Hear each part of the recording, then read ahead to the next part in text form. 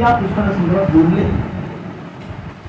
पण मला असं वाटतं की या पुस्तकाच्या संदर्भात अनेक जे काही बोलले न वाचता तर बोलले नाही ना, अशी शंका माझ्यामध्ये वारंवार आली. डॉक्टर अशोक गायकवाड प्रश्नोत्तर खूप वाचले. मला माहित आहे डॉक्टर सगळं आगला मॅडमनी दोनदा पुस्तक वाचलं. आमची चर्चा सुद्धा प्रत्येक मुद्द्यावर झाली. मित्र, हे पुस्तक साधं पुस्तक नाही, हे कवितेचं पुस्तक नाही, कादंबरीचं पुस्तक नाही, एक वैचारिक लेखन आहे.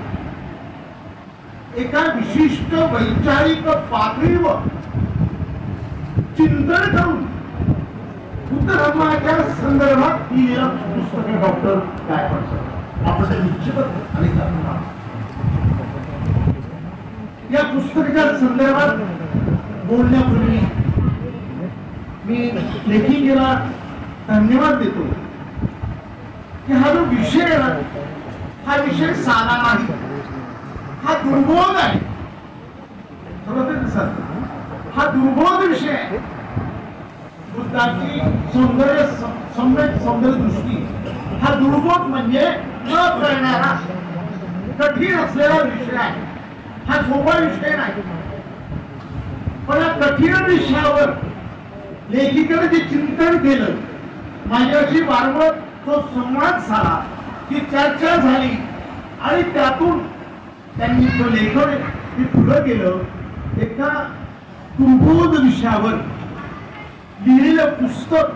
पण कसं आहे, डॉक्टर आजोबे मॅडम म्हणाले त्या मताशी समत हवं की नाही हा प्रश्न वेगळा. समत नाही म्हटलं घरी बघते की या पुस्तकाने ती प्रस्तावना लिहिली आहे. त्या पुस्तकाचं शीर्षक प्रस्तावने टायटल असं आहे, दुर्बोध विषयावरील सुबोध भाष्य. दुर्बोध विषयावरील सुबोध भाष्य म्हणजे हा विषय कठीण आहे, सर्वसामान्य वाचकांच्या पलीकडचा आहे. पण हा कठीण विषय असताना सुद्धा हा विषय अतिशय सोप्या भाषेमध्ये त्यांनी मांडला. या पुस्तकाचा पहिला वाचक हा यवतमाळ जिल्ह्यातील गोंदगवन या गावातील आहे. त्या वाचकाचं नाव गौतम भालेराव. इंग्रजीमध्ये एम ए झालेला त्यावेळेचा माणूस, ग्रामीण भागामध्ये राहतो. डॉक्टर अशोक गायकवाड साहेबांनी लेखिकेला पुस्तकं पाठवण्याच्या आधी ते पुस्तक गौतम भालेराव या सद्गृहस्थाला दिलं. हा गौतम भालेराव हा एक वेगळा विचार करणारा माणूस जरी त्यावेळी 1978 मध्ये एम ए इंग्रजी विषयामध्ये केलं आणि त्यांचा मला फोन आला. म्हणाले डॉक्टर सोटांगे कोण आहे, या डिपार्टमेंटला शिकवत आणि आमच्या विद्यार्थी आहेत. झालं का, तर ते म्हणाले त्यांचं पुस्तक मी वाचलं. भेट असं होऊ शकत नाही. पुस्तक आम्हाला मिळाले, लेखिकेला ते पुस्तक मिळालेलं नाही. लेखिका मॅडमने मला सांगितलं, प्रकाश शांतोर साहेबांनी सांगितलं की ते पुस्तक येणार आहे डॉक्टर गायकवाड सर. आणि डॉक्टर गायकवाडांना सुद्धा फोन मला आला, पुस्तक मिळेल. मी म्हटलं होऊ शकत नाही, लेखिकेला मला ते पुस्तक मिळालंच नाही. आणि त्या गावामध्ये म्हणजे अतिशय आगोंडाचे गाव आहे, अगदी किंमत तालुक्याच्या काठावर, पैनगंगेच्या काठावर ते गाव आहे. आणि त्या गावातलं मला म्हणतो मी पुस्तक वाचलंय. म्हटलं होऊ शकत नाही. मग ते म्हणाले मी पुस्तक वाचलं. म्हटलं कसं वाचलं, आजकाल व्हॉट्सअपवर वाचायची सोय आहे. ते म्हणाले डॉक्टर अशोक गायकवाडनी मला ते पुस्तक दिलं. मी म्हटलं होऊ शकतं, कारण डॉक्टर अशोक गायकवाडांचं गाव बोंडगाव आहे, त्यांच्या गावातला माणूस गौतम भालेराव. मग तो असं म्हणाला तर हे पुस्तक अतिशय उत्तम आहे, उत्कृष्ट आहे, मी वाचले आहे. आणि माझ्याशी त्यांनी सांगितलं, त्याचबरोबर त्यांची मिसेस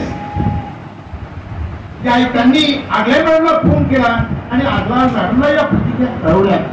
आणि आम्ही नंतर डांगे मॅडम आणि अर्थात डॉक्टर सरोज शांकर मॅडम आणि प्रकाश शांपना कळवले. याचा अर्थ सांग की विषय कठीण आहे, पण कठीण असला तरी त्याचं भाष्य मी अत्यंत चांगल्या पद्धतीने केलेलं आहे. मित्र हो, सौंदर्य म्हणत असताना सौंदर्याबद्दलची आमच्या कल्पना निश्चित आहे. एखादी गोष्ट चांगली दिसली, मनाला आवडली, त्यामुळे काय सुंदर आहे,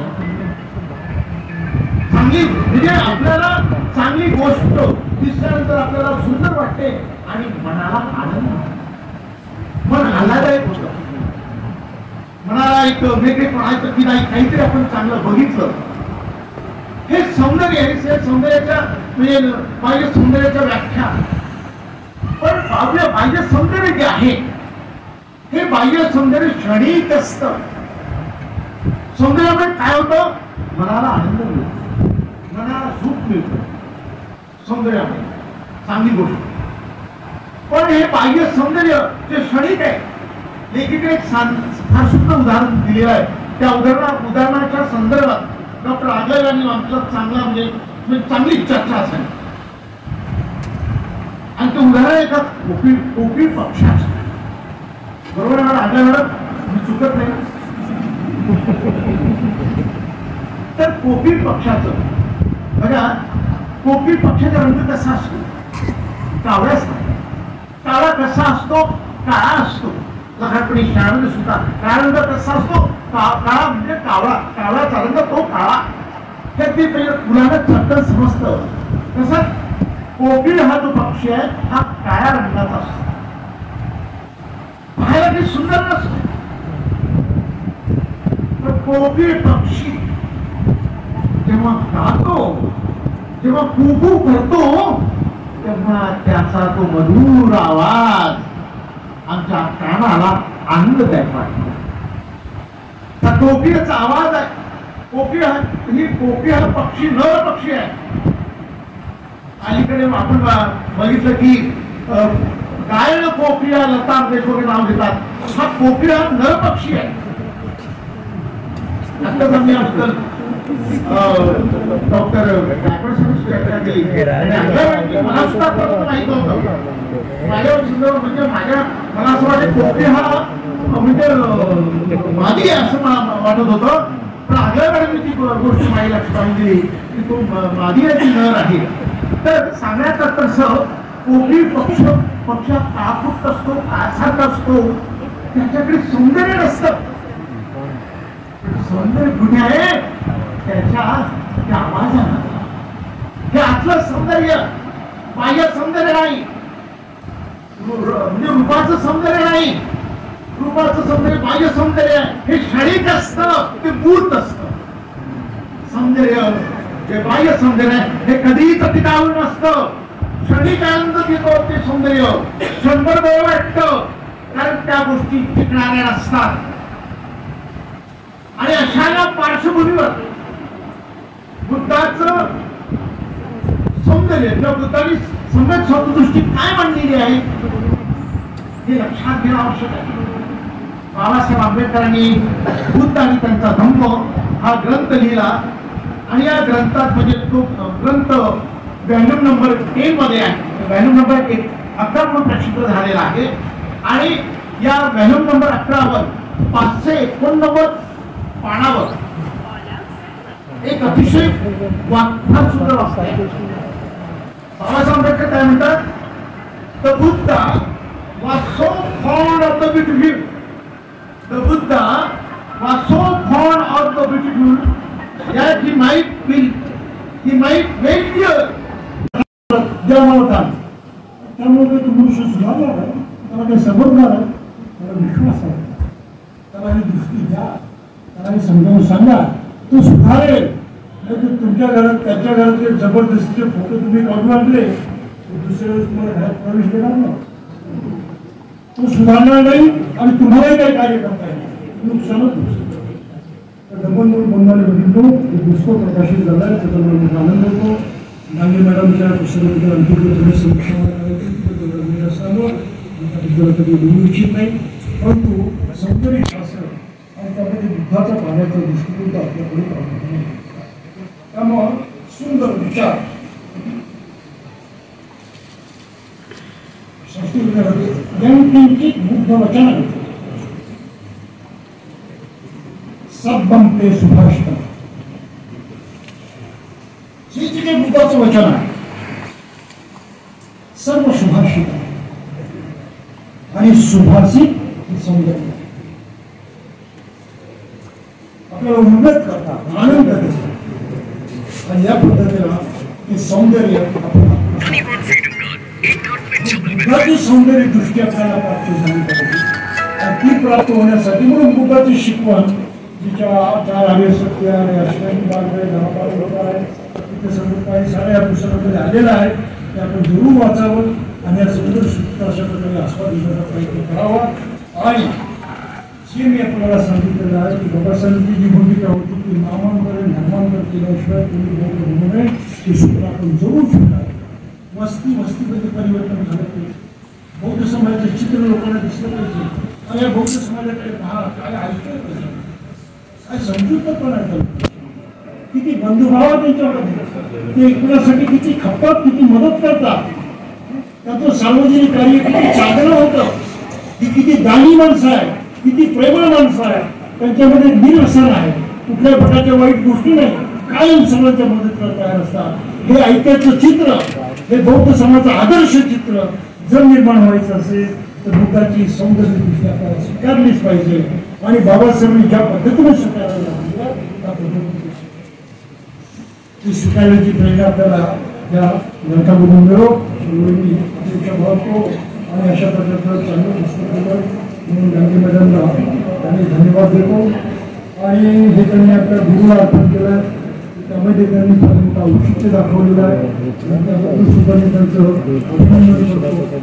आणि आपले अभिनंदन करतो कारण आपण एवढ्या बारकाईने सगळं ऐकलं, त्यामध्ये थोडंसं बोचणारे असं नव्हतं, त्याबद्दल माफ करा. परंतु विद्यार्थी सौंदर्य आपल्याला जी मानसिकता जोपासायची असते त्यामुळे गोष्टी सांगितल्या अनेक उदाहरणं द्यायची घडली, परंतु तेवढा वेळ नसल्यामुळे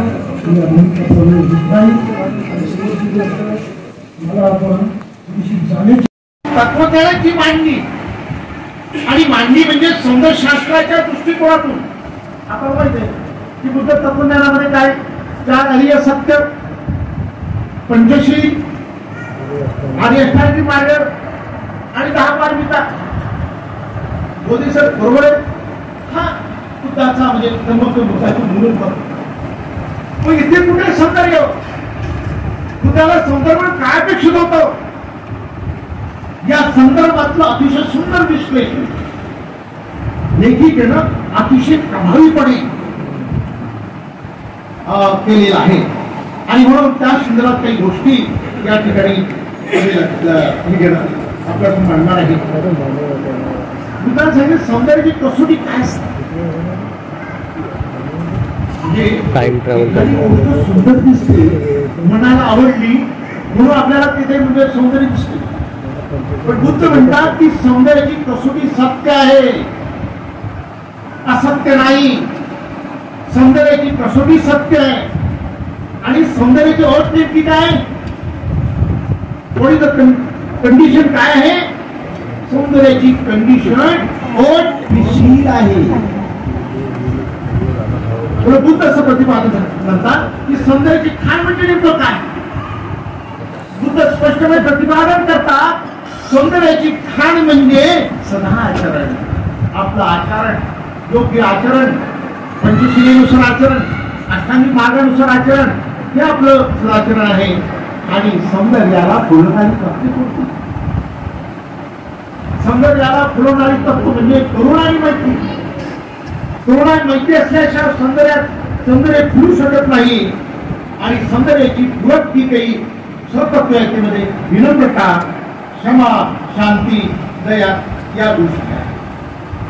आणि म्हणून या ठिकाणाचा प्रश्न म्हणतो की बुद्धाला सौंदर्यामध्ये काय नेमकं विपरीत होतं. ठीक आहे, तुम्ही समजा नेमकं काय विपरीत होतं. तर बुद्धाची सौंदर्या संदर्भातली जी दृष्टी आहे ती दृष्टी सौंदर्य शास्त्राच्या सर्व लेखन करणारे जेवढे काही तत्वचिंतक आहेत त्यांच्यापेक्षा वेगळी होती. आणि म्हणून या संदर्भात काही गोष्टी लक्षात घेणं आवश्यक. एखादी गोष्ट सुंदर दिसली म्हणजे मन आनंदित होते, मनाला चांगलं वाटतं. पण बुद्धाच्या तत्वज्ञानाचा अभ्यास केल्यानंतर एक गोष्ट लक्षात येते की सौंदर्य काय आहे. सौंदर्य हे माणूस घडवण्याचं साधन आहे, माध्यम आहे. लक्षात घ्या, सौंदर्य काय नेमकं बुद्ध तत्वज्ञानाच्या दृष्टिकोनातून सौंदर्य हे माणूस घडवण्याचं एक साधन आहे, माध्यम आहे. आणि मग हा सौंदर्यवान माणूस कसा घडता येतो. हा सौंदर्यवान माणूस जर घडवायचा असेल तर सदाचार, प्रज्ञा, विवेक ही बुद्धानं आविष्कृत केलेली तत्व आहे. ती तत्व अतिशय महत्वाची आहे. आणि म्हणून सौंदर्य जे आहे हे अंतरातून पाहिलं जातं, अंतर्मनातून पाहिलं जातं. हे विचारातून सौंदर्य असते, विचाराच्या कृतीमध्ये असते, आपल्या कृतीमध्ये असतं. आणि सौंदर्य बुद्ध कुठे बघतात, त्या वस्तूने बघत नाही. बुद्ध सौंदर्य हे व्यक्तीच्या आचरणामध्ये आणि विचारामध्ये बघतात. त्या व्यक्तीचा विचार काय, त्या व्यक्तीचं आचरण काय. मित्र हो, दृष्टी म्हणजे सौंदर्य नाही. किंवा एखाद्या व्यक्तीचे किंवा एखाद्या मुलीचे एखाद्या मुलाचे डोळे सुंदर असतील, हा सुंदर डोळे, हो फार सुंदर डोळे, सुंदर डोळे असणारी ती व्यक्ती आहे. पण सौंदर्यता म्हणजे बुद्धाच्या तत्वज्ञानाच्या दृष्टीनं सौंदर्यता ही त्याच्या डोळ्यात नसते. मित्र, सौंदर्यता असते त्याच्या दृष्टीमध्ये, त्याच्या नजरेमध्ये. त्याची नजर कशी आहे, योग्य आहे अयोग्य आहे या दृष्टीनं. आणि मग सौंदर्य हे डोळ्यात नसतं, ते त्याच्या नजरेमध्ये असते, दृष्टीमध्ये असतं. ही गोष्ट आपण लक्षात घेतली पाहिजे. आणि म्हणून बुद्धाने सौंदर्याबद्दल ची मीमांसा केलेली आहे. ती मीमांसा नेमकी काय की बुद्धाचा सौंदर्याबद्दलचा पहिला निकष काय होता. कोणता निकष म्हटला बुद्धानं. आपण इथे बुद्धाची सौंदर्यविषयक सम्यक दृष्टी किंवा सम्यक सौंदर्य दृष्टी असं म्हणतो. नेमकं काय निकष मांडला. बुद्धाचा धर्म जो आहे हा जीवनवादी सत्याचा आविष्कार आहे. बुद्धाचा धर्म हा जीवनवादी सत्याचा आविष्कार आहे. मानवी जीवन सुखी करणं म्हणजेच बुद्धाच्या सौंदर्य शास्त्राचा दावा आहे. मानवी जीवन सुखी करणं आणि म्हणजे खऱ्या अर्थानं आपण जेव्हा लहान मुलाचा विचार करतो तेव्हा लहान मूल त्याला काहीच कळत नाही. आई वडील त्याला शिकवत असतात, त्याचं संस्कार करतात. म्हणजे लहान मुलाच्या अंतर्मनात किंवा त्याच्या मनावर समाजातून जशा प्रकारचे संस्कार होत असतात तशा प्रकारचं त्याचं व्यक्तिमत्व करत असतं. एखादी व्यक्ती सुंदर दिसतो म्हणजे केवळ बाह्य सौंदर्यानं नाही, त्याचं सौंदर्य शुद्ध तत्वज्ञानाच्या दृष्टिकोनातून त्याचं सौंदर्य हे त्याच्या व्यक्तिमत्वात असतं. म्हणजे बाह्य व्यक्तिमत्वामध्ये नाही. तो कशा प्रकारे विचार करतो, कशा प्रकारे आपले विचार मांडतो, कशा प्रकारे त्याचं आचरण आहे. आणि त्या संदर्भात लेखिकेनं बुद्धाने जो पंचशील तत्व मांडलेला आहे, पंचशील तत्वाच्या संदर्भात अतिशय मार्मिक आणि वैचारिक अशा प्रकारचं विश्लेषण डॉक्टर सरोज दांडे मॅडमने केले. पंचशील जे आपण म्हणजे प्रत्येक प्रसंगी बौद्ध लोक पंचशील ग्रहण करतात. कशासाठी ग्रहण करतात, कशासाठी ते महत्वाचं आहे. कारण पंचशील जर आपण ग्रहण केलं आणि पंचशील नुसार जर आपण आचरण केलं तर आपलं जीवन जे आहे हे सुखमय करता येतं, आनंदमय करता येतं. आणि त्याच बरोबर आपण इतरांना सुद्धा प्रकाश देऊ शकतो, इतरांना सुद्धा मार्गदर्शन करू शकतो. आणि अशा प्रकारचं पंचशिलावर आधिक असलेलं जे व्यक्तिमत्व आहे हे व्यक्तिमत्व म्हणजे सौंदर्याचं प्रतीक, सौंदर्याचं प्रतीक. आणि त्या दृष्टीनं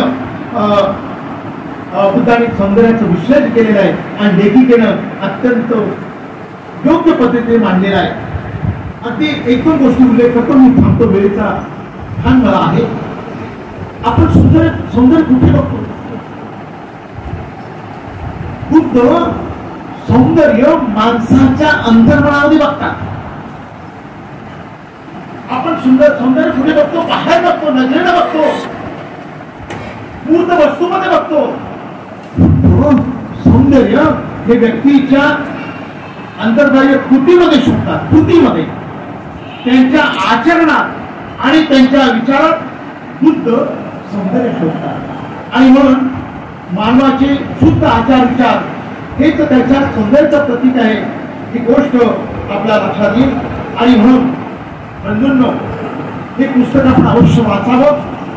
सर्वसामान्य वाचनांच्या पलीकडचा हा विषय असं जरी असलं तरी आपण जर मनपूर्वक लक्षपूर्वक वाचलं हे पुस्तक आपल्याला करू शकतो. बुद्धाची सौंदर्य दृष्टी ही बुद्धिवादी आहे, ती सम्यक आहे. सम्यक या गोष्टीचं एक उदाहरण आपल्याला दैनंदिन जीवनात देता येईल. आपल्याला स्वयंपाकामध्ये किंवा जेवण भाजीमध्ये मीठ आवश्यक आहे. मिठाशिवाय आपल्याला भाजी आवडणार नाही. पण मीठ जर जास्त टाकलं तर आपल्याला खाट वाटेल, त्या भाजीची चव बिघडेल. आणि जर मीठ कमी टाकलं तर ती भाजी आपल्याला चवीला कमी लागणार नाही. म्हणजे लक्षात घ्या, मिठाची आवश्यकता आहे, पण मीठ किती प्रमाणात भाजीमध्ये टाकलं पाहिजे याची या संदर्भातली दृष्टी तर तशा प्रकारची मानसिकता योग्य अशा दृष्टी आपली असली पाहिजे. आणि म्हणून बुद्धाने ते पहिलं म्हणजे सारणात येते ते धम्मचक्र पंचवर्गीय बुद्धानं ही गोष्ट सांगितली आहे की कोणत्या गोष्टीचा अतिरेक सुद्धा नको आणि त्याचा ती गोष्ट त्याची उणीव सुद्धा नको. ज्या ज्या गोष्टी आवश्यकता असेल त्या त्या गोष्टी अतिरेक टाळावा असं बुद्धाने प्रतिपादन केलं. आणि बुद्धाने सांगितलं की अन्न हे माणसाला आवश्यक आहे, पण जास्त अन्न जर आपण खाल्लं, जास्त आपण भोजन केलं आपल्याला त्रास होईल. आणि आपण जर कमी अन्न खाल्लं किंवा भोजन केलं नाही तर आपल्या प्रकृतीचे दुष्परिणाम होईल. पण योग्य आहार घेणं ही हा सम्यक आचार आहे आणि ही सम्यक दृष्टी बुद्धाने मांडली. आणि म्हणून बुद्धिमान हा बुद्धाच्या सौंदर्य शास्त्राचा गाभा आहे.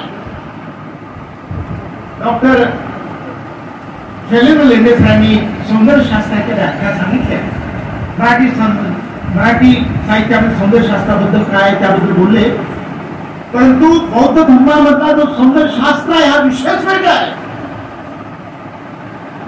या सौंदर्य शास्त्राचा गाभा हा बुद्धिवाद आहे.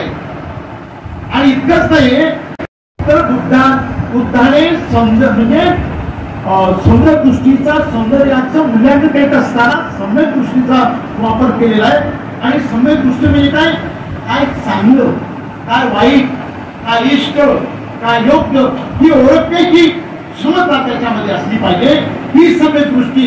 आणि त्या दृष्टीनं लेखिकेने सांगितलेलं आहे की बुद्धाचे 4 आर्य सत्य, बुद्धाचं पंचशील, बुद्ध धर्मातील पंचशील, अष्टांगिक मार्ग आणि 10 पारमिता याच्या संदर्भातलं सौंदर्य. आणि सौंदर्य काय की माणूस सुखी करणं, जगातला प्रत्येक माणूस सुखी करणं हे बुद्धाचं खरं सौंदर्य आहे. हे त्यांचं उद्दिष्ट होतं. सुखी प्रत्येक माणूस जगात सुखी व्हायला पाहिजे. आणि त्या दृष्टीने त्यांनी जे तत्वज्ञान म्हणते अत्यंत महत्वाचं तत्वज्ञान आहे. लेखिकेनं अतिशय चांगल्या पद्धतीनं विचार करून हे पुस्तक लिहिलेलं आहे.